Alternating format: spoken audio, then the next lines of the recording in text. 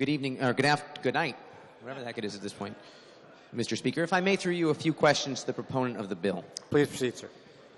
Thank you, Mr. Speaker. And through you, where in the language of this bill does it reference that retroactivity until 2009? I don't see it. I'm sure it's included somewhere. Thank you, sir. Representative D'Agostino. Through you, Mr. Speaker.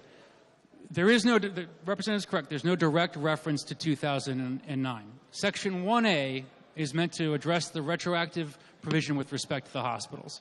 What that section says, again, is if the property was taxable, was primarily used for the provision of medical services, and is currently held by the various hospitals as identified in here, it now becomes taxable again. As a practical matter, we are really only talking about properties acquired after 2009, because prior to that date, it is my understanding that these hospitals could not acquire such businesses because of antitrust concerns. And it was an act that we passed in 2009 that enabled them to do that. So my testimony should be that as a practical matter, we really are going to be going back only to 2009 because they weren't acquiring these businesses prior to that date. But the act as written does not have that temporal limitation. It does go back presumably 10, 20, 30 years. The issue just simply is that there wouldn't be anything to cover because they weren't acquiring anything prior to that date. So that's where that temporal limitation comes from in conjunction with the prior bill that was passed. Through you, Mr. Speaker. Representative Perillo. Thank you, Mr. Speaker, and I thank the gentleman for his answer to the question. So then, given the change in 2009, a hospital that purchased a medical facility 2009 going forward made that purchase with the expectation that that property would not be taxed. Is that correct? Through you, sir. Representative D'Agostino. Through you, Mr. Speaker, they may have made that purchase at that time with that expectation because that was the current status of the law. And through you, Mr. Speaker, the law is changing. It will be taxable going forward. And I would add, just from a policy standpoint, was that a fair expectation to take a private business and say, we're going to let you compete in that private entity essentially with a tax subsidy? I think it's fair to say if you're going to operate in that field as a private enterprise, a private actor, you should be taxed as a private actor. But to answer the gentleman's question, they may have indeed had that expectation at that time. Through you, Mr. Speaker. Representative Perillo. Thank you, Mr. Speaker. And I'm going to disagree with the gentleman's characterization of what that fair expectation should have been.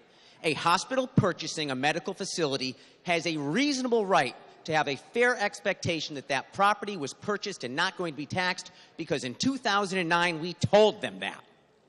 Yet here we are changing the rules. They made a business decision that impacts not just what they purchased, it impacts the business they had going into that decision. The hospital they had going into that decision, the patient population they had going into that decision. Now we are changing the rules. Not small impacts. Hundreds of thousands, in fact, some cases, millions of dollars of impact made here today because we are changing the rules. And this is not the first negative thing we are doing this year to impact hospitals negatively. We've heard it throughout the budget process. It's hospital taxes, it's Medicaid reimbursement cuts, and now it's this. We're whacking them again. We are whacking them again. When's it going to stop? I don't know the answer to that question because I don't think this is the end of this discussion. I suspect we'll be at this again and again and again. And besides the fact that this is impacting hospitals negatively, again, it actually has an impact on the delivery of care because the direction in which care is going, not just in Connecticut, but in the entire country, is for a more collaborative effort, which drives hospitals to grow their networks.